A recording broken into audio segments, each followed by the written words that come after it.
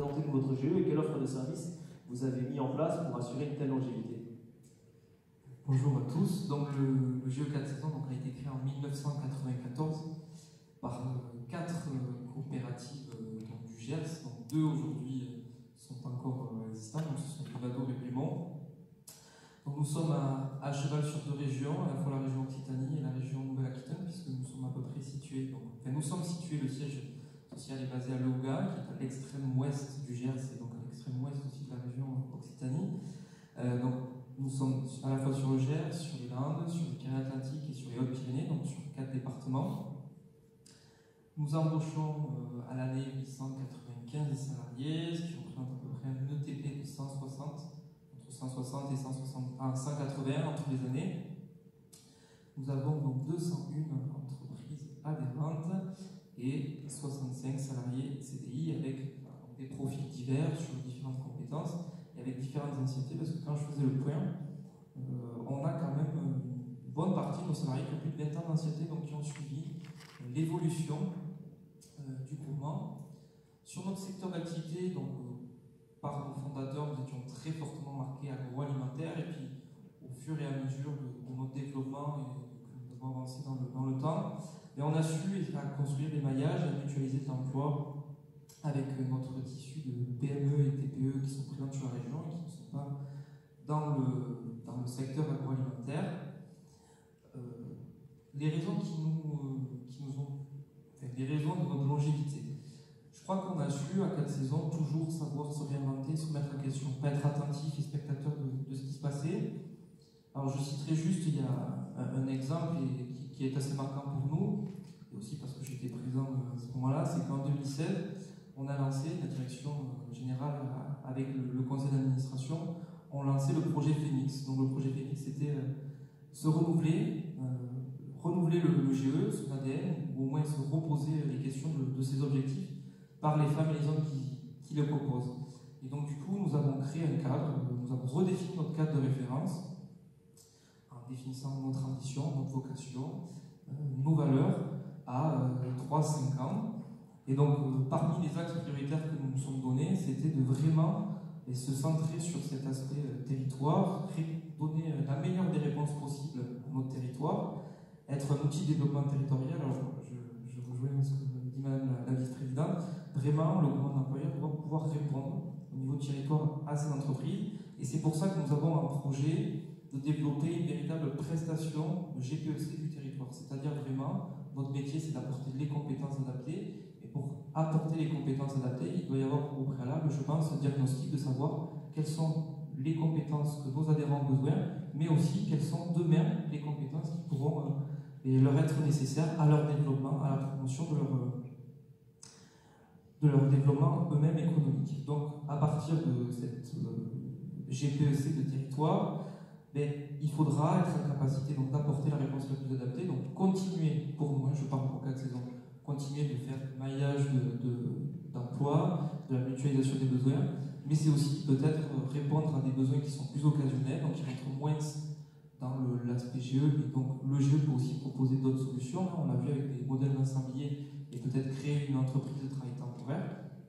C'est aussi participer, aider et accompagner nos adhérents dans les besoins en recrutement, en prestation de recrutement, puisqu'on a véritablement une force et une connaissance très forte RH et donc des métiers toujours dans notre territoire. Donc dès 2019, nous allons lancer la prestation de recrutement et toujours être cet outil de réseau.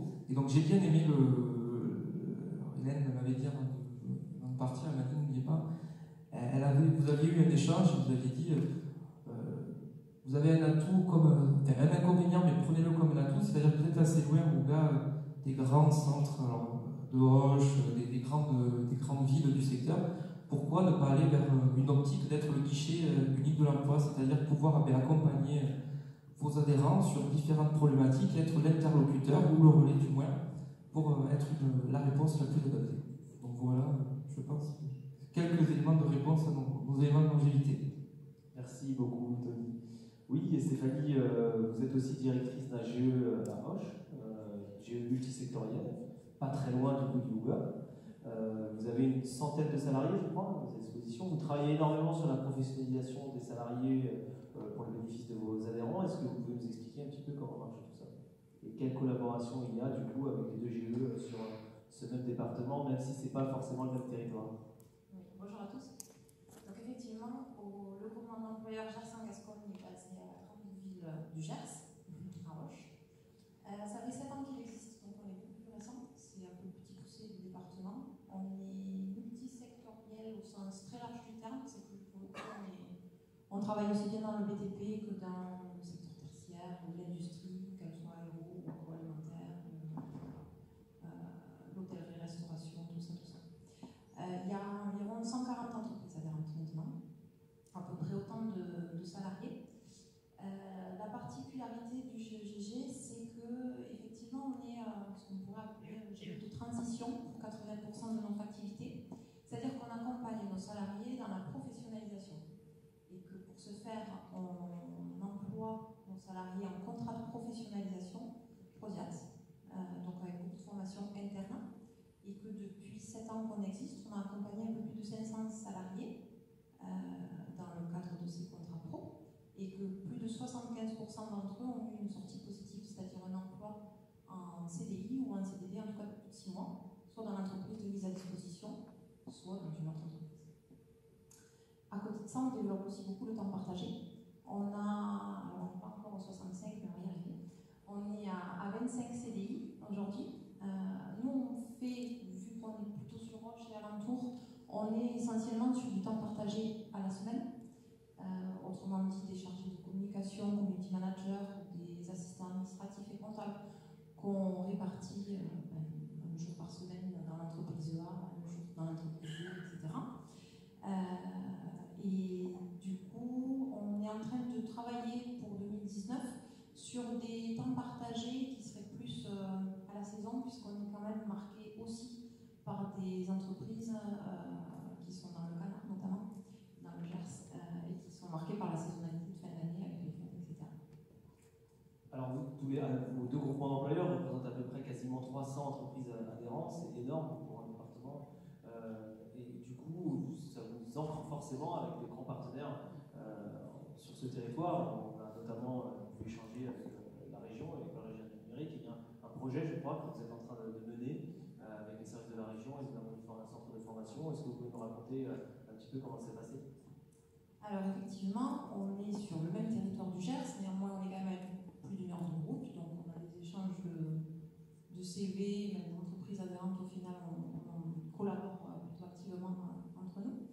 Et notamment sur ce fameux projet du numérique qui est initié par la région et le CRGE, qui ont eu la bonne idée de nous mettre dans la boucle pour qu'on essaye, à partir d'une formation notamment sur le métier de développement web et du numérique, de mettre en place une offre de service pour nos adhérents pour mutualiser du temps partagé sur ces postes-là. Parce que ce qu'il convient de rappeler à tout le monde, c'est que souvent une entreprise, une association, une collectivité, elle sollicite un groupement d'employeurs par le prisme de son besoin à temps partiel, et c'est normal, qui est souvent un besoin à cœur de métier, parce qu'il manque un demi-temps ou 20% pour faire de l'entraînement ou pour faire un chantier, mais souvent occulte la possibilité du GE aussi à répondre à des besoins de fonctions support, comme les ressources humaines, comme le marketing. Tout à l'heure, on aura d'autres exemples en la matière, et c'est aussi le travail du groupement d'employeurs avec ses permanents. Tout à l'heure, je ne l'ai pas forcément cité dans les chiffres, mais il faut savoir que la moitié des groupements d'employeurs d'Occitanie ont un permanent.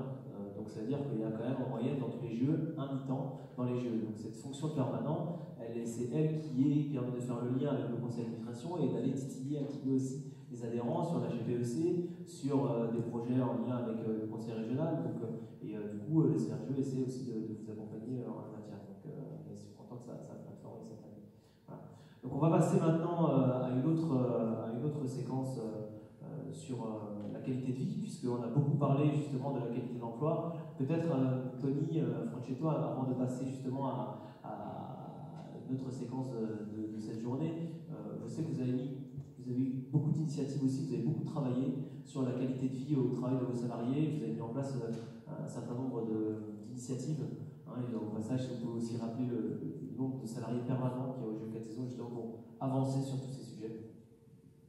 Donc nous sommes actuellement 14 salariés permanents, 2 sont avec moi, Camille qui est chargée de communication et Aurélie qui est responsable des ressources humaines, donc elles sont là aujourd'hui. Une initiative, donc à titre d'exemple sur les projets qu'on mène en termes de QVT, on va dire, là m'est venue la mise à jour du document unique, par exemple, où on a comme leitmotiv à 4 saisons de faire d'une obligation légale, une opportunité. Alors c'est vrai que quand on prend comme ça le document unique, on peut dire c'est hyper exhaustif, c'est hyper formel. Puis nous on s'est dit, bon autant avoir cette obligation-là, autant la faire bien et d'y aller à fond. Donc on a décidé de mettre en place des groupes de travail, d'associer le plus possible nos salariés, parce qu'on s'est rendu compte d'une part que la logique descendante aujourd'hui, c'était pas la meilleure des façons pour sensibiliser et que les salariés s'approprient les questions.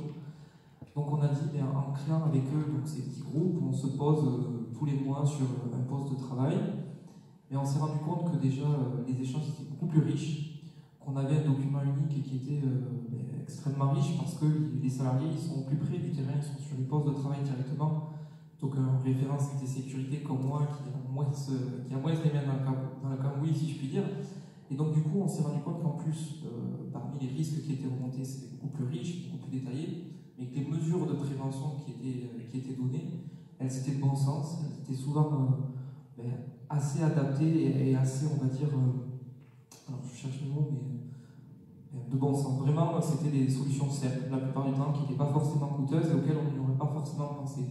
Donc sur ces points-là, on a vu une vraie avancée sur les questions de santé et sécurité et véritablement une vraie appropriation des questions par les salariés, puisque même maintenant, ils me demandent s'ils n'attendent pas quand on étudie le poste, ils viennent voir une dystonie là, pour le prochain groupe de travail. Il faudrait qu'on pense à étudier ce risque.